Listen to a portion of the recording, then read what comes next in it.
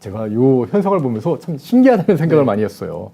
유럽 하면은 뭐 프랑스도 그렇고 그렇죠. 독일도 뭐 메르켈부터 해갖고 다 그렇고 완전히 좀 왼쪽 뭐 완전히 왼쪽은 아니더라도 네. 꽤 좌경화 경향이 좀 있는 그런 나라들로 알고 있는데 네. 아니 요즘 선거 결과 나오니까 깜짝 놀라겠더라고요. 어떻게 된 건가요 이게? 이 전형적인 좌파들의 모습이라는 게 네. 사실 굉장히, 굉장히 이상적인 얘기를 많이 해요. 네. 그래가지고 항상 요즘에 다니면 PC주의로 가기를 하던데요. 음. 그러니까 유럽이란 나라가 그동안에 왕정 국가였다가 예. 최근 100여 년 되면서 대부분 다 독립국가 되고 예, 예. 어떤 왕국에서는 다 독립국이 됐는데 공화정으로. 네. 근데 이 사람들의 기본적 마인드가 그 왕정 봉건주의를 무너뜨리고 자유주의를 했다 이거예요. 예. 근데 그게 기본적으로 이 사람들이 얘기할 자유주의는 우리가 생각하는 건 자유주의다보다는 좀 더 노동자 중심의 그런 분위기가 좀 심한 거죠. 유럽 사회가. 그래가지고 기본적으로 그 노동자 중심이 이렇게 많이 중심 됐는데 예. 그러다 보니까는 이 가장 큰 게 그 좌파 정권과 노동자의 교착점들이라는 게 여러 가지가 있어요. 근데 예. 그런 측면에서 온 그 가장 큰 문제가 해외 이민. 그러니까 어떤 PC주의나 그 좌파 논리 갔을 때는 이민을 많이 받아들여야 되는 게 맞아요. 저 우리나라도 과거 문재인 정부 때 각종 그걸 많이 했었지 않습니까? 예. 그런데 이민자가 많이 들어오면은 뭐가 되냐면은 대부분 저소득층이 많이 들어와서 실제로 저소득층이 일자리가 가지는 사라지겠죠. 일자리가 사라져버리는 어허. 거예요. 예. 그러면 유럽이란 나라에서 노동자 중심에 있던 그런 정책이 망가지는 겁니다. 오. 이게 굉장히 좀 이게 약간 개발적인 아이러니한데요? 아이러니하죠. 예, 예. 왜냐면 이게 굉장히 인간의 본성에 관한 얘기인데, 예. 그러니까 나는 나 관계없는 데서는 다 좋은 게 되는데 어허. 이게 나한테 나의 어떤 개인적인 이득과 관계됐을 때는 사람들이 생각이 달라진다는 거예요. 오, 그렇군요. 이걸 따지면 우리나라에는 좌파들 얘기하는 건 거의 똑같이 얘기가 항상 항상 좋은 얘기 하는데 그게 내 거 됐을 땐 달라지는 거예요. 그게 전형적인 좌파들의 논리인데 실제로 유럽에서는 어떻게 보면은 그 이제 IS 때문에 막 네. 그냥 난민들이 막 밀려 들어오고 그러니까. 하니까 실제로 막 일자리를 뺏기고 그런 일도 벌어지고 범죄가 막 일어나고 하니까는 오히려 이 왼쪽에 있던 사람들도 성향을 보이던 사람들도 다 오른쪽으로 이제 오게 되는 그런 현상이 벌어졌다. 그러면서 그 인종주의가 그러니까 예. 기본적으로는 엄밀히 따지면 오른쪽이라 그러니까 우리가 생각하는 오른쪽하고는 다른 개념이에요. 아, 약간 다른 개념입니까? 우리가 얘기하는 우익하고 유럽에서 우익은 다른데 네. 요번에 러시아 우크라이나 침공하고서 우크라이나 난민들이 네. 많이 넘어오는데 예, 예. 그중에서 좀 자세히 보면은 백인들만 넘어온다는 거죠. 네네. 그러니까 우크라이나에 사는 어떤 유색 인종에 대해서는 차단을 하고 있습니다. 아, 지금 그러고 있습니까? 그 예전부터 요즘 최근에 인종주의가 심하다고 하지만은 유럽이라는 그 전제 그룹이 예. 굉장히 오래전부터 인종주의가 굉장히 심한 나라고 기본 베이스가 전 세계적으로 제국을 건설했던 나라들이 많이 있잖아요. 예, 스페인, 영국도 해가지고. 어허. 이 백인들, 유럽에 있는 앵글로색슨족이나 그런 유럽인들을 제외하고는 자기보다 열등한 민족이라 생각하는 거죠. 유럽인들 자체가. 그게 아무리 민주화되고 그렇게 치더라도 프랑스가 뭐 자유민주 얘기했던 거 다 거짓말이었네 그러면. 아니 근데 그게 맞죠. 얘긴 맞는데 예, 예. 그게 나의 경제와 관련됐다는 거죠.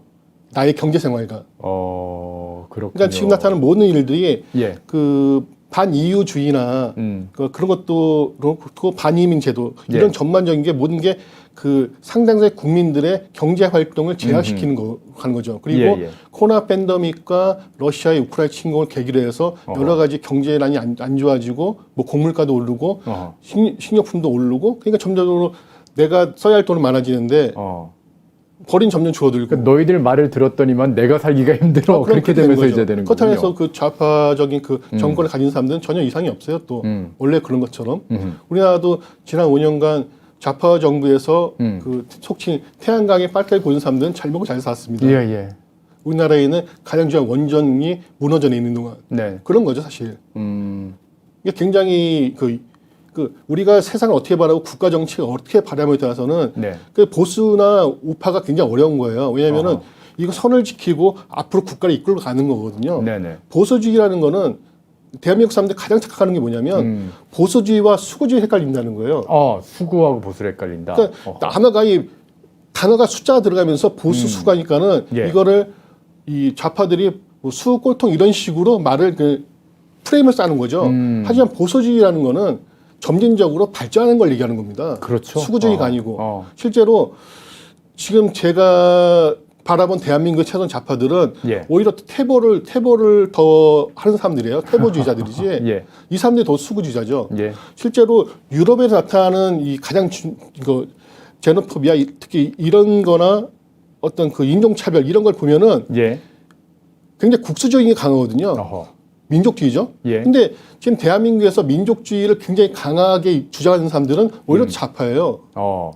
그러면 이 구구주의냐 국제라는 거는 긍정하면 똑같습니다, 사실. 근데 그 방법론에 있어서 우리가 국가를 어떻게 운영하고 국민들을 좀 더 다 공평하게 해줄 수 없으니까 가능하면 어느 정도까지는 그 정부를 가진 계층이 어느 정도는 욕을 먹더라도 예. 국가란 틀에서 이끌어가는 게 보수주의자들이거든요. 근데 좌파 정부나 진보주의라는 사람들은 그런 게 없어요. 무조건 퍼주는 거죠. 최근 현안이 뭐 쌀 문제가 굉장히 심각하잖아요. 예. 이런 문제도 마찬가지예요. 그러니까 국가의 대결 바라보는 사람들이 바라보는 시작하고 그러니까 전체적인 농경장의 그 규모가 작아졌다는 개념 보는 거하고 이 사람들이 보는 개념이 다르다는 거죠. 예. 그리고 뒤에 사진처럼 예. 이 EU라는 게 통합될 때가 최근에 왔지만 네. 이 유럽이란 그 전체 구역이 과거에도 통합된 적이 많이 있지 않습니까? 뭐 로마 시대 때부터 쭉 내려와서. 예. 근데 결국은 뭐냐면 최근에 이게 EU도 그렇고 주요 국가들은 영국, 스페인, 스웨덴, 뭐 노르웨이 이런 덴마크들이에요, 사실. 네. 근데 이거는 더 엄밀히 따지면 왕정 국가인데 이 왕정 국가의 왕실은 또 한 가게입니다. 그렇죠. 한 집안이죠. 예. 그러니까 유럽이란 전역 자체가 과거에 봉건주의 시절에는 다 하나의 형제 자매들로 이루어진 나라들이에요. 네. 극단적으로 1차 세계대전 그 전을 했을 때 러시아의 황제나 그 독일의 황제나 영국의 황제나 다 같은 집안이에요. 네네. 그건 잘 아시지 않습니까? 예. 그렇잖아요. 그런 개념으로의 유럽인 개념하고 그러니까 막연하게 우리가 바라보는 그 동화책에서 나오는 그러하고 실제로 지금 이 유럽 사람들이 원하는 거는 왕정 국가 시대 봉건주의의 그런 통합적인 국가 개념이 아니라 개개인 한 명 한 명의 개인의 인권과 권리와 특히 개인의 경제 활동을 더 원하는 걸 통합을 원한다는 거죠. 근데 지금 EU라는 게 형성된 이후에 실제로 그 EU에 포함됨으로써 핍박받는 더 행위들이 많이 발생하고 있는 거예요. 예. 증세도 문제가 있고 실제 유럽 그 중앙은행이라는 뭐 그리스에다 막 퍼줘야 되고 예. 막 그런 일이 벌어지니까요. 그러니까 그게 안 된다는 거 서로. 또 같은 민족도 아니지 않습니까? 네네. 다민족의 다양한 언어의 다양한 역사를 가진 게 비록 왕조는 하나겠지만은 그거에 살고 있는 사람들은 하나가 그렇죠. 아닌 거죠. 과거에 왕족국가였다면 가능할 수도 있어요. 하지만 지금은 자유민주주의 세계고 민주주의 주창은 서구 유럽 아닙니까? 네네. 서구 유럽에서 그런 게 자체가 굉장히 모순인 거예요, 사실. 그러다 보니까 최근에 영국을 중심으로 해서 계속 이번엔 독일도 나오려고 하고 있고요. 굉장히 네, 많은 나라들이 그럼 이유가 깨질 거로 보세요? 어떻게 보세요? 아니 근데 그렇게 쉽게 깨지는 않고요. 이게 예. 계속 이탈하지만 남자는 그 구성원들이 지금 그 단합시키는 역할한 게 또 러시아가 또 그런 역할을 좀 해줬고요. 러시아 때문에 러시아가 오히려 이제 두들기니까 그래도 우리는 뭉쳐 있어야 돼 그런 분위기가 되는 거예요. EU라는 건 어차피 경제적 공동체의 개념인 거고 나토라는 개념은 있으니까. 안보의 개념인데 예. 둘 다 어쨌든 약간 느슨한 개념이었거든요. 네네. 나름대로는. 근데 러시아의 그 서진을 해가지고 이게 유럽이 더 이상 이래도 가만 안 있겠다는 그런 단결력이 생기는 와중에 예. 이게 구구주의 발생하는데 이번에 이탈리아 같은 경우에는 어떤 특성이 있냐면은 예. 이탈리아의 그 대신 그 총리 되신 분은 멜로니 총리요? 예. 이분은 우크라이나를 응원을 해요. 예. 근데 그에 그 같이 동조했던 살비니, 베를루스코니 대표들은 네. 친 푸틴 그래요? 굉장히 푸틴하고 같이 일했던 그 같이 밑에 악수하고 장관하고 막 그랬었는데. 그래 굉장히 예. 친한 사람들입니다. 그러니까는 그런가요? 이 이탈리아가 이번에 가장 문제가 어허. 만약에 이번에 정부가 구구 정부로 바뀌어서 치고 네네. 했을 때 이게 나토나 이거 EU에서 어떤 역할을 할 것인가에 굉장히 설왕설래가 굉장히 많아요. 어떤 걸 답을 줄 수는 없겠지만 근데 구구주의를 갔을 경우에는 우리가 생각하는 구구주의다 했을 때는 또 러시아에 대적돼야 되는 게 아니라 하는데 또 유럽에서의 구구주의라는 거는 이 기독교 정통을 가진 그런 개념도 있고 예. 백인들 이런 게 있기 때문에 오히려 푸틴의 정책을 동조하는 사람들 많이 있습니다. 그렇게 되는 건가요? 구구주의자가. 그러니까 이게 또 모순이 되는 게요. 푸틴이 우크라이나 침공할 때 주장했던 게 나치를 제거하는 것이 목적이었거든요. 돈바스에 있는 나치를 없앤다는 게 푸틴의 전쟁 도발의 목적인데 지금 유럽 사회에서 퍼지고 있는 국소주의나 민족주의나 그런 종류의 형태가 나치 형태로 간단 말이에요. 사실 형태가. 그러면 오히려 이번에 그 우경화됐다 해서 뭐 그 멜로니 총리가 되고 뭐 그런 어떤 현상들, 네. 스웨덴에서도 이제 뭐 약간 오른쪽 그 총리가 네. 되고 뭐 그런 것들을 뭐 우리가 생각하는 자유진영 쪽으로 하고 생각하면 안 되고 오히려 전체주의 쪽으로 달려간다고 봐야 되는 그러니까 구구주의가 건가요? 그런 거죠. 그러니까 이 아까 했던 제가 보수와 수구의 차이처럼 예. 우리나라 사람들이 착각하고 잘 모르는 이유게 네. 이 구구주의라는 그 개념 자체예요. 어허. 그러니까 우리가 생각하는 구구주의를 특히 네. 좌파 정부나 민주당이 이 자유우파 진영 항상 욕을 할 때나 폄훼할 때 하는 게 저들은 구구주의자를 하는 거예요. 예. 근데 우리가 생각하는 구구주의자가 뭐가 있습니까? 광화문에서 태극기 드는 거? 어허. 그게 구구주의입니까? 구구주의는 그 민족적으로 거의 인종주의의 전체주의에 가까운 개념이거든요. 예. 그렇기 때문에 유럽에서의 구구주의라는 개념하고 우리가 생각하는 구구주의는 다른 개념인 거예요. 그리고 우리나라에는 구구주의가 또 없습니다, 사실. 어허. 우리가 해서 역사상 구구주의는 일제 그 일본 그 제국 병합 시기에 예. 그때 했던 뭐 백의사, 그러니까 테러, 그 정도, 그 정도? 김구, 어허. 어떤 윤봉길 의사 이렇게 어떤 테러 행위나 약간 이런 민족주의적인 어떤 그런 성격이 있어서 거기에는 문제가 뭐냐면 굉장히 폭력이 과도한 수반되니까. 폭력이 예. 유발되죠. 그리고 현재 유럽에서는 구구주의라는 거는 대부분이 다 폭력을 기반으로 둡니다. 그렇습니까? 예전에 했던 유행의 스킨헤드 막 이런 것조차도 어허. 다 민족주의 개념이거든요. 그래서 우리가 예. 생각하는 구구주의랑 다른 개념이기 때문에 예. 오히려 더 전체주의가 되는 거죠, 사실. 근데 그 자체가. 유럽은 이렇게 그래서 좀 약간 전체주의화적인 성향을 뭐 보이고 있다고 하셨는데 남미 쪽에서는 트럼프 미국 대통령이 있을 때는 네. 브라질도 그렇고 네. 보우소나로 대통령도 그렇고요. 네. 약간 좀 오른쪽으로 가는 것 같다는 그런 느낌이 네. 있었는데 네. 다시 다 왼쪽으로 네. 칠레도 네. 좌파 정부가 들어서 막 그러더라고요. 근본적인 문제가 예. 그 미국이 예전 같지 않지 않습니까? 지금 미국이 러시아가 침공하거나 지금 글로벌 사회에서 일극 체제에 있던 미국이 힘이 굉장히 많이 빠진 상태예요. 그러다 보니까 러시아가 우크라이나 침공하고 중국 대만을 침공하겠다고 하고 특히 남미들은 전부 다 이렇게 나가고. 근데 남미뿐만 아니라 지금 중앙아시아조차도 다 중국으로 넘어가고 있거든요. 예. 중앙아시아 뭐 스탄 두 나라들. 그러니까 또 과거에는 러시아에서 통제를 받다가 지금 중국 넘어가고 있고 특히 남미가 그런 거예요. 중국의 어떤 그 패권 도전의 그 그런 거죠. 영향을 다 예. 지금 남미가 받고 있는 거군요. 그런 거죠. 기본적으로 경제적으로 지원을 많이 하고 있는데 네.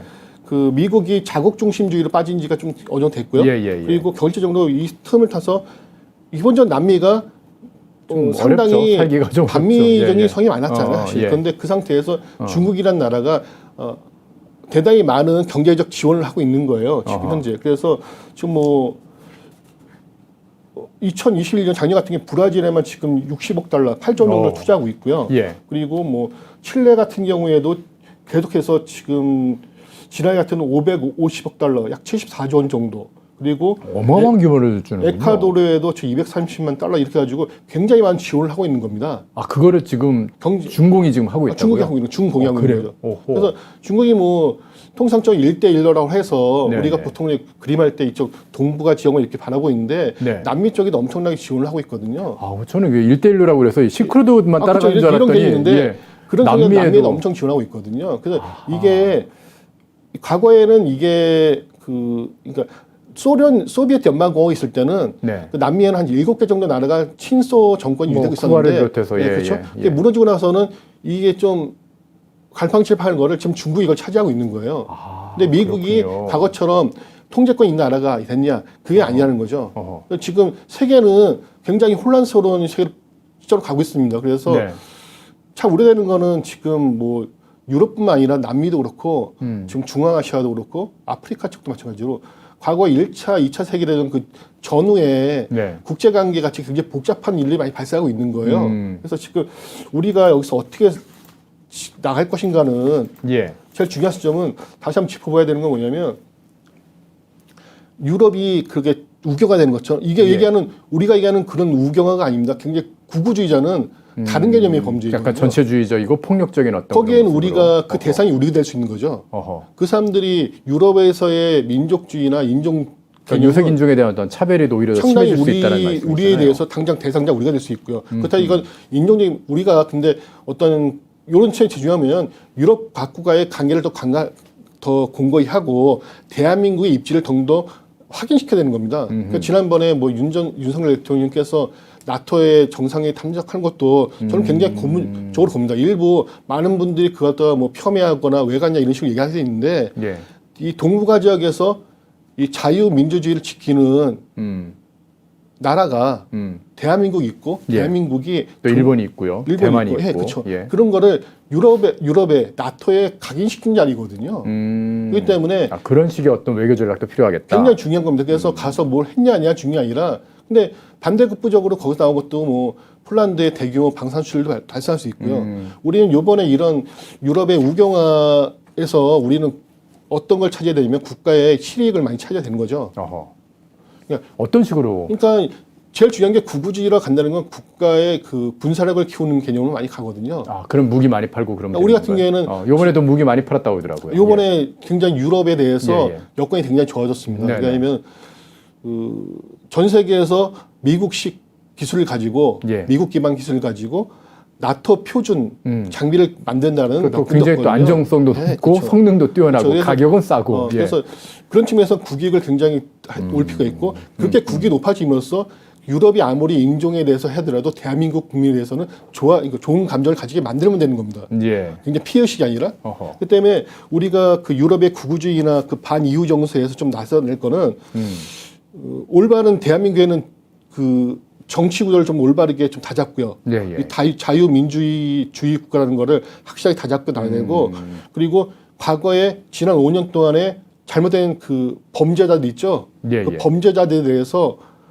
최단 시간 내에 처벌을 해야 되는 거죠. 어허. 왜냐하면 대한민국이 바로 서기 위해서 범죄 처벌이 가장 중요합니다. 왜냐하면 그동안 했던 경제 법치가 살아있는 나라라는 것을 유럽 국가들에게 보여줘야 된다 그런 그렇죠. 말씀이시네요. 그러니까 왜냐하면 예. 기본적으로 우리가 지금 경제, 산업, 안보 모든 거를 지난 5년 동안이 많이 무너졌잖아요. 이걸 복구하는 데는 그거에 관여했던 범죄자들이 있단 말이죠.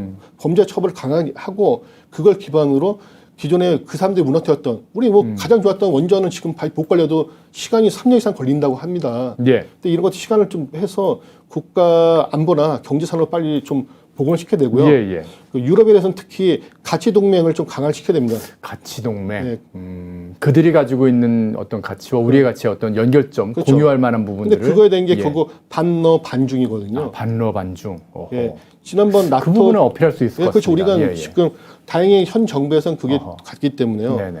그러니까 지난번 그 나토 정상회의나 샹글레 대화에서도 두 가지 그 교착점은 반중과 반러거든요. 일부 이거 확실하게 우리가 예전에는 다 이제 어떤 무역 대상국으로 했는데 네. 자꾸 이제 선택을 해야 되는 그런 지금 상황이 어쩔 되는 수 거네요. 없습니다. 이게 예. 너무 이상적으로 생각하는 게 아니에요. 굉장히 국제관계는 현실주의거든요. 지금 우리가 어느 쪽에 서서 어느 쪽으로 갈 것인가. 물론 그래서 왜 미국이 우리가 그렇군요. 일부 사람들은 우리가 미국에 그렇게 했는데 불구하고 미국을 우리가 뒤통수지 않냐 뭐 배터리 문제나 이런 것 때문에. 예. 근데 그건 미국의 자국주의가 있는 거예요. 그렇다면 우리가 그래도 노비를 많이 해야죠. 그러니까 미국이라는 나라가 민주주의 국가고 그 굉장히 의회가 많이 발전했는데 로비가 굉장히 발전된 나라입니다. 거기 공식적으로 하지 않습니까? 그래서 예. 실제로 이번에 배터리 문제 발생했을 때도 일본에서는 그런 영향이 없어요, 사실. 근데 그 피해라기보다는 그 대상이 우리가 포함된 거는 예. 사전에 그걸 캐치하고 그 우리를 좀 더 할 수 있게 로비를 많이 했어야죠. 우리가 정보력이 좀 부족했다. 그러니까 그런 거에 대해서는 어떤 국가 정보 기관들이나 외부적으로 움직일 것도 있습니다, 사실. 그러니까 공식적으로 외교로 왔다 공식적으로 외교하지만 밑에서 또 움직이는 게 있겠죠. 그러니까 어차피 계약이라는 건 국제 간의 계약의 경우는 이면 계약이거든요, 사실 대부분이. 네네, 네. 그러니까 우리가 만나서 정상들이 악수하고 체결하는 거는 네. 그건 보여주는 거고요. 실제로 그 밑에서 우리가 더 줄 게 있을 거고 받을 게 있는데 그거를 할 수 있는 거는 국가 간의 굉장히 정교한 게임이거든요. 예. 그 정교한 게임을 할 수 있는 사람들이 많이 그 외교 관계나 안보 관계에 좀 동참을 해야죠. 지금 뭐 단순히 학자들이나 어떤 공무원 출신 있는 게 아니라 거기에 해박한 전문가들이 많이 필요합니다, 지금. 그렇기 때문에 제일 중요한 건 한 가지만 더 말씀드리면은 이 남미나 유럽에서 가장 큰 문제가 뭐였냐면 그 기본적으로 해서 경제난이고 예. 그 경제난의 가장 큰 원인은 부패하고 무능한 정치인과 정치인 세력들이거든요. 아하. 그렇죠. 그렇죠. 예. 뭐 남미는 계속 그런 게 반복돼 왔으니까. 반복되었고 예. 유럽도 좌파 정권 게다가 결국은 이제 종점을 찍은 거고. 네네. 근데 다행히 우리는 이 와중에 글로벌적으로 굉장히 코로나 팬데믹에 지금 러시아 우크라이나 나름대로 침공에 잘 극복한 그런 나라가 돼 있습니다. 이런 식의 예. 복잡한 상황에서 다행히 보수 우파 정권으로 바뀌었고 미국과의 관계를 좀 공고히 할 수 있고 예. 어떤 그 글로벌 트렌드는 좀 잘 맞아서 그냥 적기가 돼버렸어요. 아, 그게 오히려 혹이다. 오히려 어허. 혹이기 예. 때문에 어. 제가 늘 강조하는 건 뭐냐면 우리나라에게만 어떤 불행이나 어감이 있으면 굉장히 힘든 상황이지만 예. 지금 상황은 글로벌 전 지구상에 있는 모든 국가가 똑같이 당하는 상황이거든요. 상황이 유럽에 있는 국가들, 남미 있는 국가들, 우리나라도 동북아 지역들 하기 때문에 이 와중에 우리가 대한민국이 쌓은 그간 내공을 가지고 좀 더 한 발짝 더 나갈 수 있는 그리고 잘하면 과거에 100여 년 전에는 일본이 동북아 공격권을 주장하며 동북아 지역에서 가장 강성한 국가 됐지만은 그렇죠. 향후에 수년 내에 수십 내에 오히려 대한민국 지금 일본이 좀 요즘 주춤하니까요. 추천하고 있죠. 근데 중국은 그런 역할을 할 수 있는 나라가 아닙니다. 이미 중공은 지금 뭐 미국에 완전 적적으로 네. 그리고 전 세계 유럽 자위 진영의 그렇죠. 적이 지금 돼버린 그런 그래서 상황이니까. 이게 우리 대한민국이 장차 동북아 지역에서 가장 강성 국가를 할 수 있는 좋은 호기가 온 겁니다. 어렵지만 이 어려운 거는 굉장히 우리한테 좋은 기회가 된 거고요. 그리고 유럽 같은 경우 죄송합니다. 남미 같은 경우에도 지금은 남미 국가 경제가 어렵기 때문에 중국이 전폭적으로 지지를 받지만 그래서 돈 때문에 어쩔 수 없이 중국을 대부분의 지지하지만 1대1로의 피해가 뭐냐면 그 부채 함정이거든요. 네네. 얘들 마찬가지. 조만간에 부채 함정이 막 터질 겁니다. 이제 얘들도. 아하. 옛날에 지금 동남아시아들 그러니까 동남아의 뭐 스리랑카 좀 난리 나고 막 그런 것처럼 될 하려면 것이다. 결국 그거를 누가 그 대체할 것인가. 네. 근데 우리가 진일발 장벽 우리가 갈 수 있는 거죠. 우리가 그럼 경제를 좀 탄탄하게 해야 되는데. 그러니까 이 중국의 목적은 강탈이거든요. 예. 강탈의 목적인 중국의 투자를 대체할 수 있는 올바른 협력 국가로서의 대한민국을 입지할 수 있는 그걸도 됩니다. 그래서 지금은 여러 분야에서 우리가 퍼스트 무버는 어렵지만은 네. 패스트 팔로워 위치에서 했던 걸 그대로 따라가면서 우리가 국가 이익을 최대한 올릴 수 있어요. 그리고 다시 한번 말씀드리지만 보수주의는 수구주의가 아니기 때문에 예. 우리가 보수주의를 좀 더 강화시키고 국가의 발전과 안정을 위해서 좀 노력을 하면 이 어려운 시기가 우리에겐 좀 좋은 계기가 되지 않을까 그렇게 생각하고 있습니다. 예. 지금 계속 말씀하시는데 이게 그래프로님께서도 누구신지 이렇게 궁금해하시는데 K정책연구원의 박진기 연구위원이신데요. 사실 교수님이세요. 교수님이신데 교수님께서 K정책 플랫폼 연구원의 연구위원으로 소개를 해달라고 그러셔가지고 저희가 좀 소개해드렸습니다. 지금 어떤 국제 문제 쪽에 전문가십니다. 참 왜 이런 현상들이 벌어지고 있는지 어떻게 보면은 푸틴이 돌을 딱 던지니까 유럽이 겁을 먹어가지고 전체가 다 오른쪽으로 이렇게 좀 뭉치는 그런 현상이 보이고 있는 굉장히 거고. 좋은 기회입니다. 예. 누군가는 돌을 던져서 했는데 그걸 푸 던졌고 예. 글로벌하게 모든 화살과 욕은 푸틴이 먹고 예. 근데 거기서 이득은 우리가 지금 파고들 틈이 오히려 생긴 그런 상황인 거죠. 거고. 공부했을 때는 어렵습니다. 뭔가 판이 흐트러져야지 예. 성공할 수 있는 기회가 생긴 거죠. 판이 오히려 흐트러졌을 때가 기회다. 남미도 마찬가지로 중공이 지금 뭐 계속해서 남미에다 손을 뻗쳐놨는데 이게 지금 판이 흔들리고 있으니까 유럽도 우리가 접근할 수 있는 틈이 생겼다. 유럽도 과거에 유럽이 아니죠. 예. 사실 옛날 식민지를 건설한 그런 유럽이 아니라 지금 대한민국이 경제가 굉장히 10위권이고 그리고 군사력도 6위의 나라입니다. 이 나라가 옛날 같지 않거든요. 그래서 그리고 지금 단기간 내에 무기를 대량으로 만들 수 있는 나라도 전 세계에서 그렇죠. 우리나라가 맞습니다. 거의 유일할 겁니다. 물론 이거는 음. 예전에 박정희 대통령께서 만든 국방과학연구소의 그 역할과 그리고 풍산이라는 회사들 이런 이런 회사들이 굴지의 방산 기업들이 유치하고 있거든요. 전 세계에서 지금 우크라이나 전쟁으로 핫해진 게 탄이거든요. 탄 보급. 근데 일시에 그 탄 보급을 할 수 있는 나라는 대한민국밖에 없습니다. 아, 지금 그 정도인가요? 그렇게 이거는 아시는 분들은 방위 사업 분야에 종사지만 알 수 있겠지만은 그 미국에 우리가 매년 3조 이상의 탄약을 수출한 나라예요. 아, 우리가 수출을 해요, 미국에? 미국에서는 그 탄약을 많이 만들지 않고 우리가 풍사해서 거의 전량 수출합니다. 그리고 한미 연합군이 사용할 수 있는 워사 탄약도 대한민국에 많이 보관이 돼 있고요. 전 세계 많이 보관하고 있는 것까지는 알고 있었는데. 그러니까 그 생산 능력이 그리고 풍산이란 제가 풍산을 공부는 아니고요. 단독기업이기 때문에 파이프나 그런 거 전문하는 제조 기술은 전 세계 탑이거든요.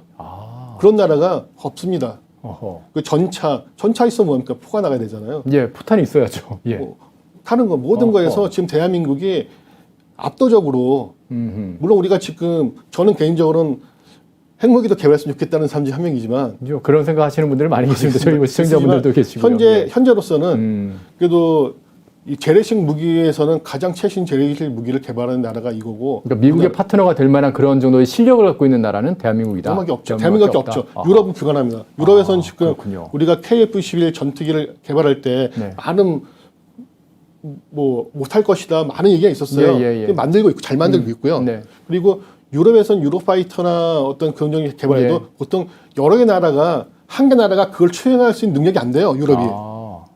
그러다 보니까는 단가 여러 나라가 복잡하게 얽히니까는 한 나라에서 노동쟁이를 하면은 비행기를 못 만든 겁니다. 한 7개 나라. 오히려 이유가 좀 장애가 되는 건가요? 장애가 되는 거죠. 어허. 원래 분산시켰는데 네. 그게 안 된다는 거죠. 어허. 그래서 지금 유럽에 있는 방산 기업들 자체가 우리나라 기업 상대가 예전에는 월등했지만 그런가요?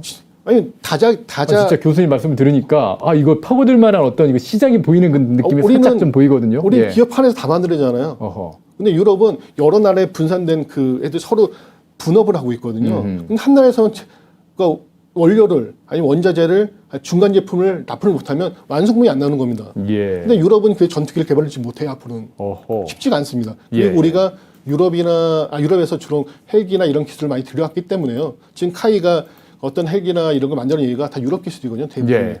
근데 지금은 이미 우리가 기술 많이 이전받았고 또 옛날에 그 소비에트 연방국이 멸망할 때 그때 많이 받았죠. 차관으로 받은 겁니다. 러시아 그러니까 일부 뭐 불금 사업 해갖고 막 받고 뭐 그런 그러니까 일부 것들. 러시아를 옹호주의자들은 그런 얘기를 해요. 러시아가 그동안 국방과 기술을 많이 줬다. 우리가 돈 외상껏 가져온 겁니다. 그러니까 뭐 러시아 제공이 아니거든요. 그냥 준 게 아닙니다. 그냥 준 게 아니. 그리고 불금 사업이 말이 좀 길어졌는데요. 불금 사업이 2차 넘어갈 때부터는 러시아 돈을 요구해요. 네네. 실제 돈을 요구했습니다. 돈 달라고. 네, 그러니까 우리가 원하는 거는 아니 너희들 우리한테 빌려간 돈을 갖다 돌려주는 건데 뭘 돈을 또 달라고 그래? 우리는 너희한테 싸구려 장비보다 너희가 갖고 있는 몇 가지 기술이 필요하다 했는데 그거 가지려면 돈을 내놓으라고 했어요. 그래요? 그런 식으로 많이 변질됐습니다. 뭐 러시아도 바보는 아닐 테니까. 바보는 아닐 테니까. 그러니까 다행히 그래도 그 당시에 예. 우리가 많은 군사적 기술을 축적했기 때문에 많이 얻었죠. 예. 지금 우리가 개발한 무기는 미국 기술과 러시아 기술 합쳐진 들이 많아요. 맞습니다. 예, 뭐 저희 나중에 기회 되면 그런 것도 한번 좀 말씀을 좀 해주시면 나중에 좋을 것 기회가 같습니다. 되면 체계적으로 한번 설명을 드리도록 하겠습니다. 예, 오늘 진짜 교수님 말씀을 좀 들으니까 이게 유럽이 우경화되고 뭐 이렇게 흔들리고 하는 것도 이게 사실 안보 위기에서부터 이렇게 시작된 그런 것들이 굉장히 크고 또 남미 쪽의 어떤 흔들리는 것도 결국 미국과 중국의 어떤 패권 경쟁에 의해서 지금 균열이 생기는 거니까 이건 한국은 오히려 파고들 수 있는 시장을 넓혀갈 수 있는 기회가 될 수 있다는 거 좀 새로운 거를 알게 된 그런 것 같습니다. 예, 오늘 말씀 잘 들었습니다. 감사합니다.